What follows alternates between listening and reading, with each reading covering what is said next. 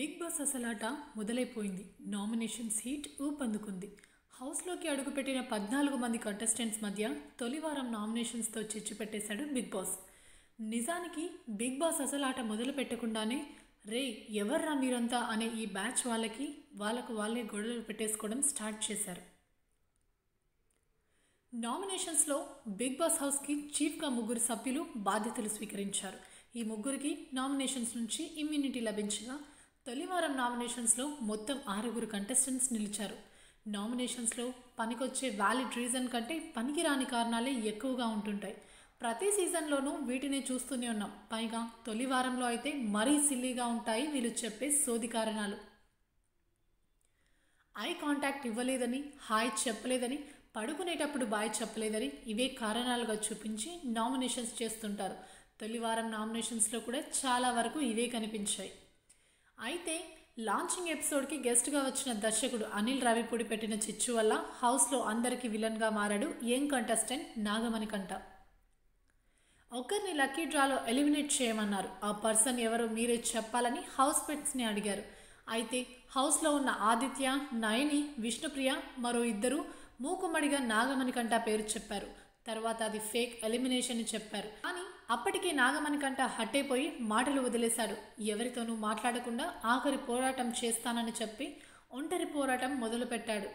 Season 2లో one of the strong contestant అయిన Kaushal స్ట్రాటజీని follow అయిపోతూ అందరితో కలవకుండా ఒంటరిగానే ఉంటూ మెల్లగా గిచ్చే ప్రయత్నం చేస్తూ సింపతి గేమ్ స్టార్ట్ చేశాడు. అతనితోనే మణికంఠకి బీభత్సమైన సింపతి వచ్చేసింది. ముక్కు మొహం తెలియని ఓ కంటెస్టెంట్కి షార్ట్ పీరియడ్లో ఇంత క్రేజ్ రావడం అనేది బిగ్ బాస్ హిస్టరీలోనే ఇదే తొలిసారి. కొత్త వ్యక్తి అయినా కూడా నాగమణికంఠకి ఒక్క రోజులోనే క్రేజ్ వచ్చింది. అయితే హౌస్లో ఎవరితోనూ మాట్లాడకుండా వాళ్ళతో పడనట్టుగా ఉంటున్న నాగమణికంఠను నామినేషన్స్లో టార్గెట్ చేస్తారని అంతా ముందే ఊహించారు. ప్రతి సీజన్లో కూడా ఫస్ట్ వీక్ నామినేషన్స్కి అందరూ చెప్పే కారణం ఏంటంటే కలవడం లేదని. కాబట్టి మణికంఠ అదే తప్పు చేస్తుండటంతో హౌస్లో వాళ్ళంతా మూకమ్మడిగా నామినేట్ చేసి పారేశారు. అలా మణికంఠ నామినేషన్లోకి వచ్చేశాడు. ఫస్ట్ వీక్ ఓటింగ్ అనేది ఆడియన్స్ గ్రాప్ చేయడానికి చాలా కీలకం. కాబట్టి ప్రతి సీజన్లోనూ ఒకరిద్దరు స్ట్రాంగ్ కంటెస్టెంట్స్ని కావాలనే నామినేషన్లోకి రప్పిస్తుంటారు. ఇది స్క్రిప్టెడ్ అనుకోవచ్చు, ఇంకేదైనా అనుకోవచ్చు. కానీ ఇప్పుడు స్ట్రాంగ్ కంటెస్టెంట్గా ఉండి హైయెస్ట్ రెమ్యునరేషన్ ఇచ్చి తీసుకొచ్చిన విష్ణుప్రియాని నామినేషన్లో పెట్టారు. అలాగే శేఖర్ భాషాని కూడా నామినేషన్లోకి పెట్టడానికి మెయిన్ రీజన్ ఏంటంటే హౌస్లో వాళ్ళు చేసిన పనుల్లో ఓటింగ్ రావాలంటే నామినేషన్స్లో స్ట్రాంగ్ కంటెస్టెంట్ ఉండాలి. కాబట్టి ఆ కోవలోనే శేఖర్ భాష, విష్ణుప్రియ నామినేషన్స్లోకి వచ్చారు.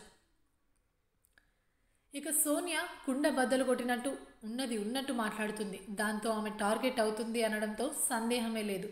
ఆమెను నామినేట్ చేశారు. ఇక పృథ్వీరాజ్కి హౌస్లో పెద్దగా ర్యాపో లేకపోవడంతో అతను కూడా నామినేషన్లోకి వచ్చేశాడు. ఇక బేబక్క విషయానికి వస్తే నిన్నటి ఎపిసోడ్లోనే చెప్పాం బేబక్క ఫస్ట్ వీక్ ఎలిమినేషన్ అని. ఈ నామినేషన్ ప్రక్రియ చూస్తే అదే నిజమయ్యేట్టు ఉంది. గతంలో కూడా ఇదే అయింది. ఇప్పుడు కూడా ఇదే సెంటిమెంట్ని వర్కౌట్ చేయబోతున్నారా అంటే అవునని అనొచ్చు. ఎందుకంటే ఫస్ట్ సీజన్ నుంచి 7వ సీజన్ వరకు చూస్తే తొలి వారంలో ఎలిమినేట్ అయిన వాళ్ళు బేబక్క ఏజ్ గ్రూప్ ఉన్న వాళ్ళే. పైగా తొలి వారం వంటగదిలో గరిటె తిప్పిన వాళ్ళే. కల్పన, నటి హేమ, కరాటే కళ్యాణి, షకీలా వీళ్ళంతా ఇలా బయటకు వచ్చేసిన వాళ్ళే. కాబట్టి బేబక్కని కావాలనే హౌస్లోకి పంపిస్తారు, కావాలని నామినేట్ చేస్తారు, కావాలనే ఎలిమినేట్ కూడా చేస్తారు. అంటే ఇదంతా బిగ్ బాస్ స్క్రిప్ట్ అంటే అది ఆల్రెడీ బిగ్ బాస్ హౌస్లోకి వెళ్ళొచ్చిన జెన్యూన్ కంటెస్టెంట్ని అడిగితే అర్థమైపోతుంది. కాంబినేషన్స్లో 6 ఉన్నారు. ఇక గుద్దని మరి ఓట్లు. కాంబినేషన్స్లో ఉన్న వారికి వేయండి మరి ఓట్లు. మరి ఓటు వేస్తేనే వాళ్ళు సేఫ్ అవుతారా అంటే అది అనుమానమేనండోయ్.